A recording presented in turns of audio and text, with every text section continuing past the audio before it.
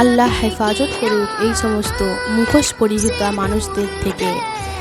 যেরকম সব বোরখার পিছনে দিনদারিতা থাকে না, ঠিক সেরকমই সব জুব্বা এবং পাগড়ির মধ্যেও, পাঞ্জাবি টুপির মধ্যেও কিন্তু দিনদারিতা থাকে না।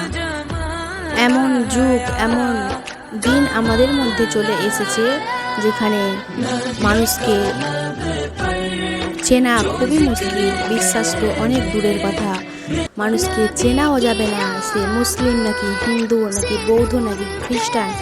তাকে কোনো তার রিলিজিয়ান চেনার কোনো উপায় নেই এই জামানায়। তাহলে এটা কি কিয়ামতের আলামত বলবো না তো আর কি বলবো? আপনারাই কমেন্টে জানান। এই ভিডিওটা দেখুন, কেমন বেহুদার মতো, কেমন নির্লজ্জর মতো নারী নর্তকী নিয়ে হই হুল্লোড়ে মত্ত আছে আরবের এক যুবক। নাউজুবিল্লাহ।